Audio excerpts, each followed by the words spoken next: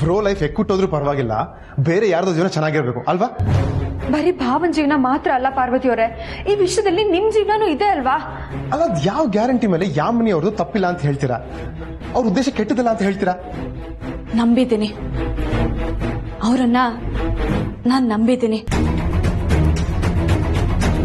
ಅವ್ರ ಜೊತೆ ಓಡಾಡಿದ್ದೀನಿ, ಸಮಯ ಕಳೆದಿದ್ದೀನಿ. ಆ ಆಧಾರದ ಮೇಲೆ ನಾನು ಹೇಳ್ತಾ ಇದ್ದೀನಿ, ಅವರನ್ನ ನಾನ್ ನಂಬ್ತೀನಿ.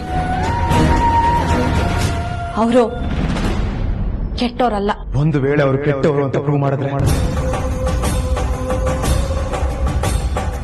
ಅಂತ ಸಮಯ ಬರ್ದೇ ಇರ್ಲಿ ಅಂತ ಆ ದೇವ್ರಲ್ಲಿ ನಾನು ಬೇಡ್ಕೋತೀನಿ. ಯಾಕೆ? ಮದ್ವೆ ನಿಂತೋಗ್ಲಿ ಅಂತನಾ? ಯಜಮಾನ್ರ ಜೀವನ ಹಾಳಾಗೋಗುತ್ತೆ ಅಂತ.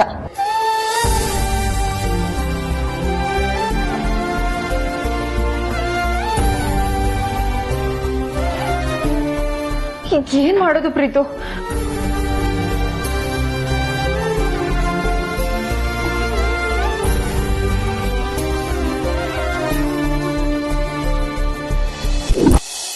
ವಾಟ್? ಯಾಮಿನಿ ಅವ್ರು ಆತರ ಮಾಡಿದ್ರ? ನನಗ್ ನಂಬೋದಕ್ಕೆ ಆಗ್ತಿಲ್ವಲ್ಲ. ಆದ್ರೆ ನಂಬಲೇಬೇಕಿದೆ. ಡಿವೋರ್ಸ್ ಪೇಪರ್ಸ್ನ ನಮ್ ಕಣ್ಣೆದುರಿಗೆ ಸುಟ್ಟಾಕಿದ್ರು ಅಂದ್ರೆ ಯಾಮಿನಿ ಅವರು ನಾವು ಅನ್ಕೊಂಡಷ್ಟು ಸಿಂಪಲ್ ಹುಡುಗಿ ಅಲ್ಲ. ಅವ್ರ ಮೇಲಿದ್ದ ಒಳ್ಳೆ ಅಭಿಪ್ರಾಯ ಈಗ ಉಳ್ಕೊಂಡಿಲ್ಲ. ಏನಾಗ್ಬಾರ್ದು ಅನ್ಕೊಂಡು ಇನ್ನು ಅದೇ ಆಗೋಯ್ತಲ್ಲ.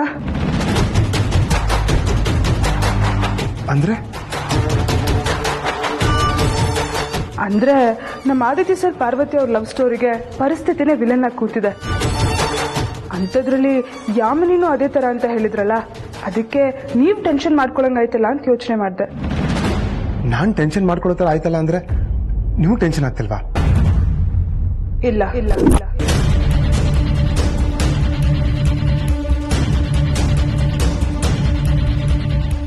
ಏನ್ ಹೇಳ್ತಿದ್ರ ಅನನ್ಯ ಅವರೇ? ಯಾಮಿನಿ ಈ ತರದ ಹುಡುಗಿ ಅನ್ನೋ ಮಾತು ಕೇಳಿದ ಮೇಲೂ, ಅವ್ರು ಏನ್ ಮಾಡಿದ್ರು ಅಂತ ಹೇಳಿದ ಮೇಲೂ ನಿಮ್ಗೆ ಟೆನ್ಷನ್ ಆಗ್ತಿಲ್ಲ ಅಂತಿದಾರಲ್ಲ.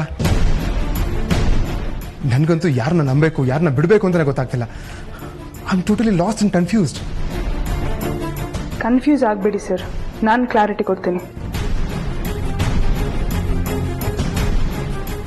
ಯಾಮಿನಿ ವಿಷಯದಲ್ಲಿ ನಾವ್ ಇಷ್ಟೆಲ್ಲ ಭಯಪಡೋ ಅವಶ್ಯಕತೆ ಇಲ್ಲ ಸರ್.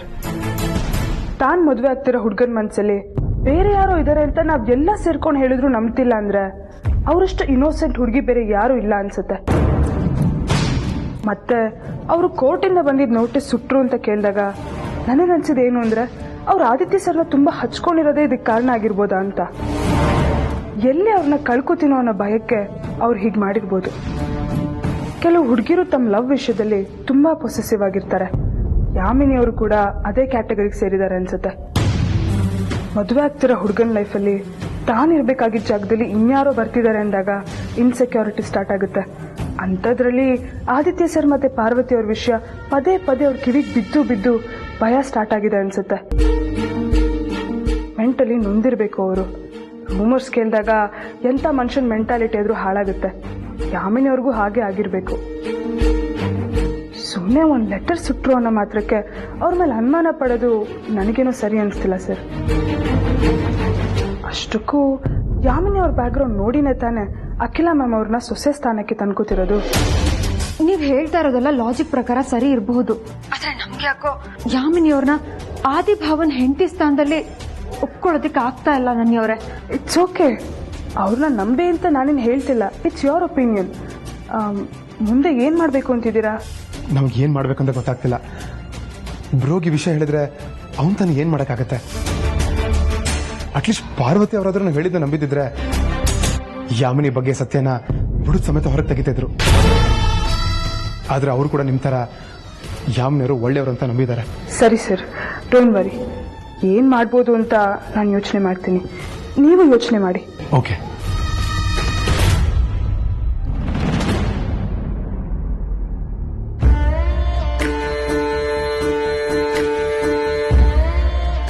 ಯಾಮಿನಿ ಎಲ್ಲಿದ್ಯಾ? ನಾನು ಅರ್ಜೆಂಟಾಗಿ ಮೀಟ್ ಮಾಡ್ಬೇಕು ನಿನ್ನ.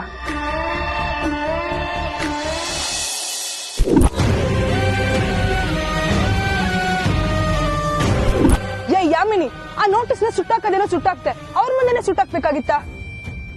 ಬುದ್ಧಿ ಇಲ್ವೇನೆ ನಿನಗೆ? ಅಲ್ಲ ನಿಮ್ ಮನೇಲಿ ಯಾವ್ದಾದ್ರು ಲೋನ್ಲಿ ಪ್ಲೇಸ್ ಅಲ್ಲಿ ಸುಟ್ಟಾಕ್ಬೇಕಾಗಿತ್ತು. ಈಗ ಏನಾಯ್ತು ಅಂತ ಇಷ್ಟೆಲ್ಲ ಕಿಚ್ಚಾಡ್ತಿದ್ಯಾ? ಡೌಟ್ ಬಂದಿದೆ.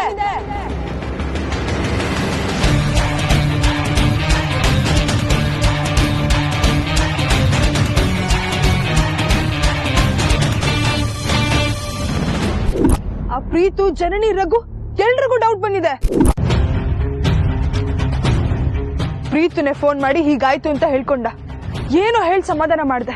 ಒಂದು ನೆನ್ಪಿಡ್ಕೊ, ನೀನ್ ಆದಿತ್ಯನ್ ಜೊತೆ ಹಸೆಮಣೆಗೇರಕ್ಕೂ 1 ನಿಮಿಷದ ಮುಂಚೆ ಸತ್ಯ ಗೊತ್ತಾದ್ರು ನಮ್ ಪ್ಲಾನು, ಮಾಮ್ ಸೇಡು ಎಲ್ಲ ಮಣ್ಪಾಲಾಗತ್ತೆ. ಇದ್ದೇ ಲಾಸ್ಟ್ ವಾರ್ನಿಂಗ್. ಇನ್ನೊಂದ್ಸತಿ ನಿನ್ನ ಹತ್ರ ದೊಡ್ಡ ಕೆಲಸ ರಿಪೀಟ್ ಮಾಡಬಾರ್ದು.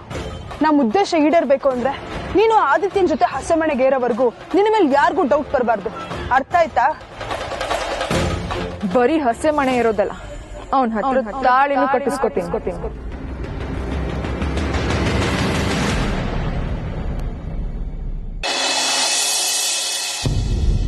ಏನ್ ಹೇಳ್ತಿದ್ಯಾ ಅನ್ನೋ ಸೆನ್ಸ್ ಇದೆಯಾ ನಿನಗೆ? ಖಂಡಿತ ಇದೆ. ನನಗೆ ನನ್ನ ಆದಿತ್ಯ ಬೇಕು. ನಾನು ಅವನನ್ನೇ ಮದುವೆ ಆಗ್ಬೇಕು.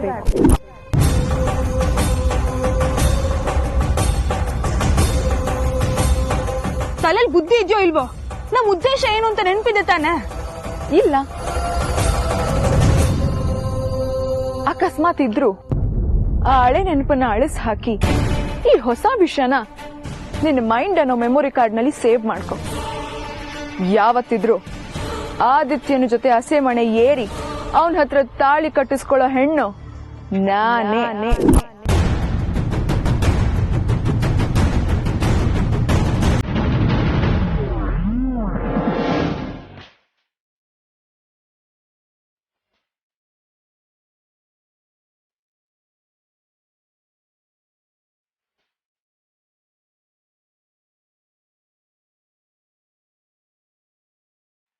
ಅಖಿಲ,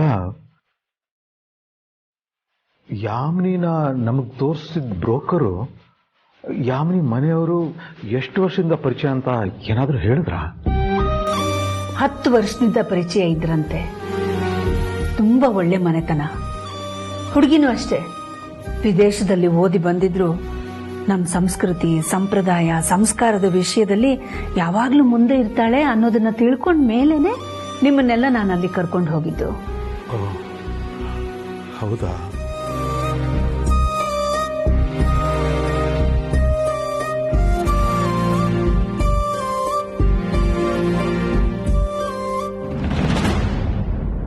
ಯಾಕೆ ರಘು? ಆದಿ ಜೊತೆ ಯಾಮಿನಿಯ ನಿಶ್ಚಿತಾರ್ಥ ಆದ ಮೇಲೆ ಈ ಮಾತನ್ನ ಕೇಳ್ತಿದ್ದೀರಾ? ಯಾಮಿನಿ ವಿಷಯದಲ್ಲಿ ನಿಮಗೇನಾದ್ರೂ ಅಪನಂಬಿಕೆ ಹುಟ್ಟಿದ್ಯಾ? ಅಪನಂಬಿಕೆ ಅಂತ ಅಲ್ಲ. ನಮ್ಮ ಆದಿತ್ಯ ಮದುವೆ ಅಂದ್ರೆ ಸಣ್ಣ ಸಣ್ಣ ಸಂಗತಿನೂ ಪೂರ್ತಿಯಾಗಿ ತಿಳ್ಕೊಂಡು ಆಮೇಲೆ ಮುಂದುವರಿಸಬೇಕು ಅನ್ನೋದು ನನ್ನ ಉದ್ದೇಶ. ಯಾಕಂದ್ರೆ ನಮ್ಮ ಆದಿತ್ಯ ಬೇರೆ ಹುಡುಗರ ತರ ಅಲ್ಲ. ಅವನು ತುಂಬಾ ಸೂಕ್ಷ್ಮ ಸ್ವಭಾವದನು.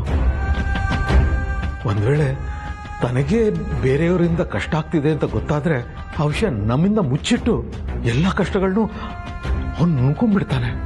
ಅಂತ ಹುಡುಗ ಅವನು. ಅಂತ ಹುಡುಗ ತನ್ನ ಮದುವೆ ವಿಷಯದಲ್ಲಿ ಯಾವುದೇ ರೀತಿಯಲ್ಲೂ ನೊಂದ್ಕೋಬಾರ್ದಲ್ವಾ? ಮದುವೆ ಅನ್ನೋದು ಪ್ರತಿಯೊಬ್ಬರ ಜೀವನದಲ್ಲಿ ಹೊಸದಾದ ದೀರ್ಘಕಾಲ ಅಧ್ಯಾಯ. ಈ ಬಾಲ್ಯ ಯವನ ಅನ್ನೋದು ಬೇಗ ಶುರುವಾಗಿ ಬೇಗ ಮುಗಿದು ಹೋಗುತ್ತೆ. ಆದ್ರೆ ಗೃಹಸ್ಥಾಶ್ರಮ ಹಾಗಲ್ಲ. ಮನುಷ್ಯ ಹೆಚ್ಚು ಕಾಲ ಬಾಳೋದೇ ಗೃಹಸ್ಥಾಶ್ರಮದಲ್ಲಿ. ಅದಕ್ಕೆ ನಮ್ಮಲ್ಲಿ ಮದ್ವೆಗೆ ಅಷ್ಟು ಮಹತ್ವ ಇರೋದು. ಇಂಥ ಮದ್ವೆ ನಮ್ಮ ಆದಿತ್ಯನಿಗೆ ಸಂತೋಷ ಕೊಡ್ಬೇಕಲ್ವಾ?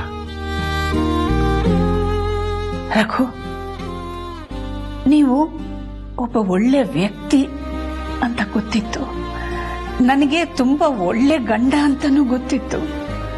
ಆದ್ರೆ ನೀವಿಷ್ಟು ಒಳ್ಳೆ ಅಪ್ಪ ಅಂತ ನಂಗೆ ಗೊತ್ತಿರ್ಲಿಲ್ಲ. ಆದಿ ನಮ್ಮ ಹಿರಿ ಮಗ, ನಾನು ಬೆಳೆಸಿದ ಮಗ, ನನ್ನ ಪ್ರೀತಿಯ ಮಗ ಅಂತ ಮಾತ್ರ ಅನ್ಕೋತಿದ್ದೆ. ಆದ್ರೆ ನಿಮ್ಮ ಮನಸ್ಸಿನಲ್ಲಿ ಆದಿ ಬಗ್ಗೆ ಇಷ್ಟೊಂದು ಪ್ರೀತಿ, ಕಾಳಜಿ ಇದೆ ಅಂತ ಈಗ ಗೊತ್ತಾಯ್ತು. ಆದಿ ಮದುವೆ ಬಗ್ಗೆ ನಿಮ್ಗೆ ಇಷ್ಟೊಂದು ಆತಂಕ ಇದೆಯಲ್ಲ ಅಂತ ಆಶ್ಚರ್ಯ ಆಗ್ತಿದೆ. ರಘು, ಮಗನ ಮೇಲಿನ ಮಮಕಾರದಿಂದ ನಿಮಗೆ ಅವನ ಬಗ್ಗೆ ಇರೋ ಕಾಳಜಿನ ನಾನು ಅರ್ಥ ಮಾಡ್ಕೊಳ್ಳೋದ್ರಲ್ಲಿ ಸೋತು ಬಿಟ್ಟಿದ್ದೀನಿ. ಕ್ಷಮೆ ಇರ್ಲಿ ರಘು, ಐ ಸಾರಿ. ಅಖಿಲ, ಎಂತ ಮಾತುಂತಾಡ್ತಿದ್ಯಾ? ಕ್ಷಮೆ ಕೇಳುವಂತ ತಪ್ಪು ನೀನು ಏನು ಮಾಡಿಲ್ಲ. ಅಮ್ಮ ಆದೋಳು ಮಕ್ಕಳ ಬೆಳವಣಿಗೆಯಲ್ಲಿ ತೊಡಗಿದ್ರೆ, ಅಪ್ಪ ಆದೋನು ಮಕ್ಕಳ ಭವಿಷ್ಯದ ಬಗ್ಗೆ ಮನಸ್ಸಿನಲ್ಲೇ ಸದಾ ಕೊರಗ್ತಿರ್ತಾನೆ ಅನ್ನೋ ಮಾತು ಇವತ್ತು ಸತ್ಯ ಅನ್ನಿಸ್ತು. ಅಮ್ಮ ತೆರೆದ ಕನ್ನಡಿ, ಅಪ್ಪ ಭೂತಗನ್ನಡಿ. ಕಣ್ಣಿಗೆ ಕಾಣದೇ ಇರೋ ಚಿಕ್ಕ ಚಿಕ್ಕ ಸಂಗತಿಗಳನ್ನು ಹಕ್ಕಿ ತರ ಹೆಕ್ಕಿ ಹೆಕ್ಕಿ ನೋಡ್ತಿರ್ತಾನೆ.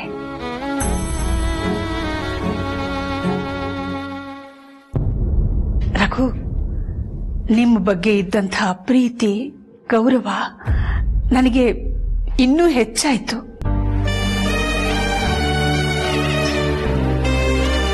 ರಘು, ನಮ್ಮ ಆದಿನ ಮದ್ವೆ ಮಾಡ್ಕೋತಾ ಇರೋ ಯಾಮಿನಿ ಬಗ್ಗೆ, ಅವಳ ಮನೆತನದ ಬಗ್ಗೆ ನಿಮಗೆ ಭಯ ಬೇಡ. ಯಾಮಿನಿಗಿಂತ ಒಳ್ಳೆ ಹುಡುಗಿ ಆದಿಗ್ ಸಿಗಲ್ಲ. ಯಾಮಿನಿ ಹುಟ್ಟಿರೋದೇ ಆದಿಗೋಸ್ಕರ ಅಂದ್ಕೊಂಡ್ರೂ ತಪ್ಪಿಲ್ಲ. ಎಷ್ಟು ಒಳ್ಳೆ ಹುಡುಗಿ ಅವಳು, ಎಂಥ ನಡತೆ, ಎಷ್ಟು ಸರಳತೆ, ವಿಧೇಯತೆ. ಮನಸ್ಸಿನಲ್ಲಿ ಒಂಚೂರು ಕಲ್ಮಶ ಇಲ್ಲ. ಸುಂದರವಾದ ಮುಗುಳ್ನಗೆ, ಅಷ್ಟೇ ತೂಕದ ಮಾತು. ಕಷ್ಟಕರ ಸನ್ನಿವೇಶನ ನಿಭಾಯಿಸಿದಂತಹ ರೀತಿ ಅಂತೂ ಅದ್ಭುತ. ನಿಜಕ್ಕೂ ಯಾಮಿನಿ ತುಂಬಾ ಒಳ್ಳೆ ಹುಡುಗಿ. ನೋಡಿದಾಗ ಗಂಭೀರ ಅನ್ಸಿದ್ರು ಜೊತೆಲಿ ಬೆರೆತಾಗ್ಲೇ ಅವಳ ಗುಣ ಏನು ಅಂತ ಅರ್ಥ ಆಗೋದು. Don't worry.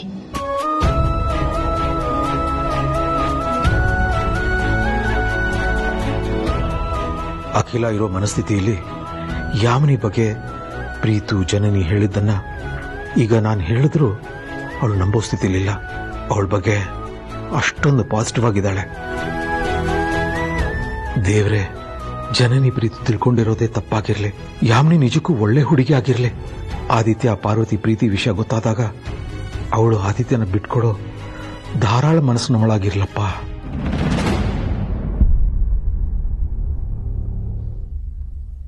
ರಘು, ಏನು ಯೋಚನೆ ಮಾಡ್ತಿದ್ದೀರಾ?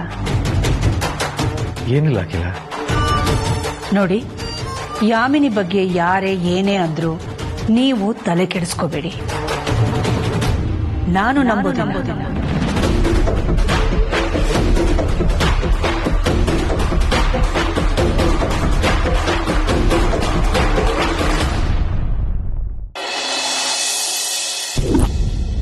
ಯಾಮಿನಿ, ಏನ್ ಮಾತು ತಪ್ತಿದ್ಯಾ?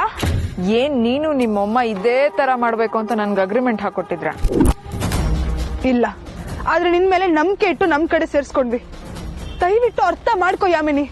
ನಮ್ಮಮ್ಮನ ಹಳೆ ಸೇಡ್ ತೀರ್ಬೇಕು ಅಂದ್ರೆ ಅಖಿಲ ಅಹಂನ ಬಗ್ಗ ಬಡಿಬೇಕು. ಹಾಗಾಗ್ಬೇಕು ಅಂದ್ರೆ ಆ ಮನೆ ಕೆಲ್ಸದೊಳ್ ಪಾರ್ವತಿ ಆ ಮನೆ ಹಿರಿ ಸೊಸೆಯಾಗಿ ಬರ್ಬೇಕು. ಅದಕ್ ನೀನ್ ಸಪೋರ್ಟ್ ಮಾಡ್ತೀನಿ ಅಂತ ಹೇಳಿದ್ದೆ ತಾನೆ? ಎಲ್ಲಿ ಹೇಳಿಲ್ಲ ಅಂತ ಹೇಳು. ನಾನು ಬಾಯಿ ಮಾತಲ್ಲಿ ಹೇಳಿದ್ದೆ, ಈಗಲೂ ಬಾಯಿ ಮಾತಲ್ಲೇ ಹೇಳ್ತಿದ್ದೀನಿ. ನಾನ್ ನಿಮಗೆ ಸಪೋರ್ಟ್ ಮಾಡ್ತೀನಿ ಅಂದಿದ್ದೆ ನಿಜ. ಆದ್ರೆ ಅದು ಆದಿತ್ಯನ ಮೀಟ್ ಮಾಡೋಕ್ಕೂ ಮುಂಚೆ ಹೇಳಿದ ಮಾತು. ಅಂದ್ರೆ ಒಬ್ಬ ಪರ್ಫೆಕ್ಟ್ ಗಂಡನಿಗೆ ಇರಬೇಕಾದಂತ ಎಲ್ಲಾ ಕ್ವಾಲಿಟೀಸ್ನ ನಾನು ಅವನಲ್ಲಿ ಕಂಡೆ. ಎರಡನೇದಾಗಿ, ಅರಸನ ಕೋಟೆ ಅಖಿಲಾಂಡೇಶ್ವರಿ ಸೊಸೆ ಅನ್ನಿಸ್ಕೊಳ್ಳೋದು ಏನ್ ಸಾಮಾನ್ಯದ ಮಾತ? ಪ್ರತಿ ಸಲ ಅಖಿಲಾಂಡೇಶ್ವರಿ ನೀನ್ ಈ ಮನೆ ಮುಂದಿನ ಮಹಾರಾಣಿ ಅಂತ ಹೇಳ್ದಾಗ್ಲೆಲ್ಲ ಆ ಸಿಂಹಾಸನದ ಮೇಲೆ ಕೂತಷ್ಟೇ ಸಂತೋಷ ಆಗ್ತಾ ಇತ್ತು. ಆ ಅದ್ಭುತವಾದ ಫೀಲಿಂಗ್ ನ ನಾನು ಅನುಭವಿಸ್ತಾ ಇದ್ದೆ. ಅಂತ ಒಳ್ಳೆ ಆಪರ್ಚುನಿಟಿ ನನ್ನ ಕಣ್ಣು ಮುಂದೆನೆ ಇರುವಾಗ ಅದನ್ನ ಬಿಟ್ಕೊಡೋದಕ್ಕೆ ನಾನೇನಾದ್ರೂ ದಡ್ಡಿನ ಅನನ್ಯ?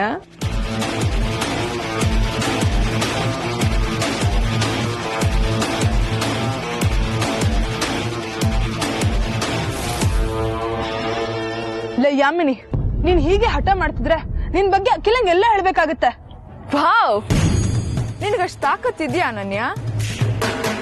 ನಿಜವಾಗ್ಲೂ ಹೇಳ್ತೀಯ ಅನನ್ಯ? ಆಯ್ತು, ಹೇಳ್ಕೋ.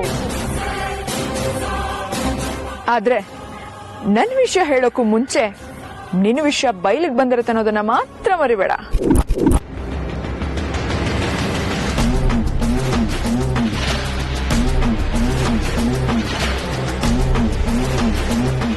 ನೋಡಿದ್ಯಾ ನಾನಿನ್ನ ಹೇಗೆ ಯಾಮರ್ಸ್ದೆ ಅಂತ?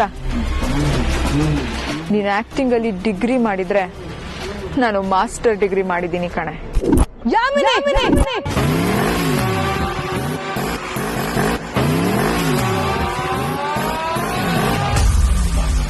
Cool baby, cool. ಇಷ್ಟು ಚಿಕ್ಕ ಏಜ್ಗೆ ಹೀಗೆಲ್ಲ ಕೂಗಾಡಿದ್ರೆ ಬೇಗ BP ಶುಗರ್ ಬಂದ್ಬಿಡತ್ತೆ. ಈ ಕ್ಷಣದಿಂದಲೇ ನೀನು ನಿಮ್ಮಮ್ಮ ಫಿಕ್ಸ್ ಆಗ್ಬಿಡಿ. ಮದುವೆ ಮಂಟಪದಲ್ಲಿ ಹಸೆ ಮಣೆ ಇರೋದು ನಾನೇ. ಆದಿತ್ಯನ ಕೈಲಿ ತಾಳಿ ಕಟ್ಟಿಸ್ಕೊಂಡು ಅರಸನ ಕೋಟೆಯ ಮನೆ ಸೇರನ್ನ ಒದ್ದು ಆ ಮನೆ ಆಳೋದು ಈ ಯಾಮಿನಿನೇ.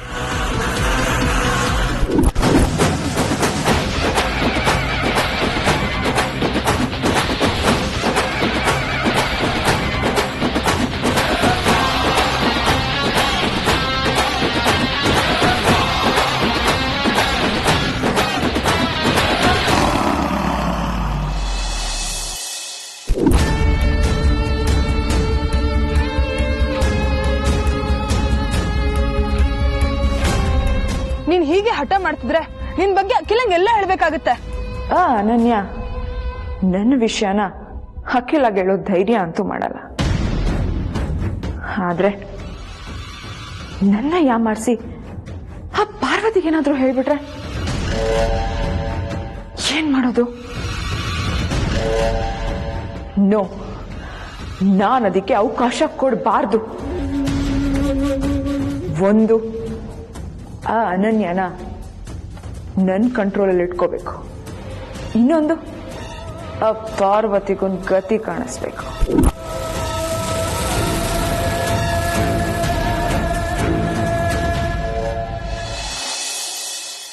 ಯಾಮಿನಿಯವರು ನೀವ್ ಅಂದ್ಕೊಂಡ್ರಷ್ಟು ಮುಕ್ತ ಅಲ್ಲ, ನೀವ್ ಅಂದ್ಕೊಂಡ್ರಷ್ಟು ಒಳ್ಳೆ ಹುಡುಗಿನೂ ಅಲ್ಲ. ನಾವ್ ಯಾರು ಗೆಸ್ ಮಾಡೋದಕ್ಕೆ ಆಗಲ್ಲ ಆ ತರ ಕ್ಯಾರೆಕ್ಟರ್ ಅವ್ರದ್ದು.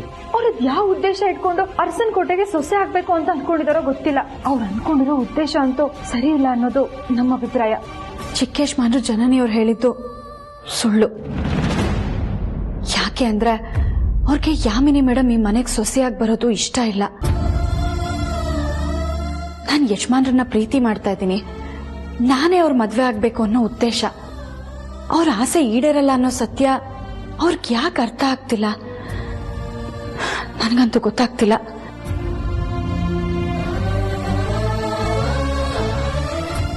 ಯಾವತ್ತಿದ್ರು ನಾನು ಈ ಮನೆಗೆ ಕೆಲಸದವಳು.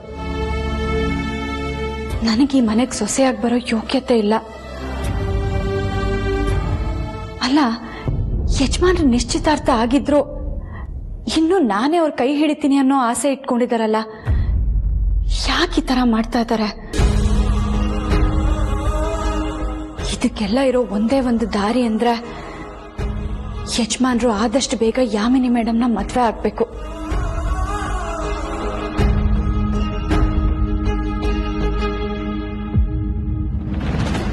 ಆದಷ್ಟು ಬೇಗ ಅರಸನ ಕೋಟೆ ಸೊಸೆಯಾಗಿ ನಾನು ಹೋಗ್ಬೇಕು. ಅದಕ್ಕೆ ಪಾರ್ವತಿನ ದಾಳವಾಗಿ ಬಳಸ್ಕೋಬೇಕು. ಅದಕ್ಕೆ ಅವಳೇನಾದ್ರೂ ಅಡ್ಡ ಬಂದ್ರೆ ಸೈಲೆಂಟಾಗಿ ಸೈಡಿಗೆ ಸರಿಸ್ಬಿಡ್ಬೇಕು. ಅದು ಟೆಂಪರವರಿಯಾಗಾದ್ರೂ ಸರಿ ಅಥವಾ ಪರ್ಮನೆಂಟ್ ಆಗಾದ್ರೂ ಸರಿ, ಒಟ್ನಲ್ಲಿ ನನ್ನ ದಾರಿಗೆ ಯಾರು ಅಡ್ಡ ಬರಬಾರ್ದು.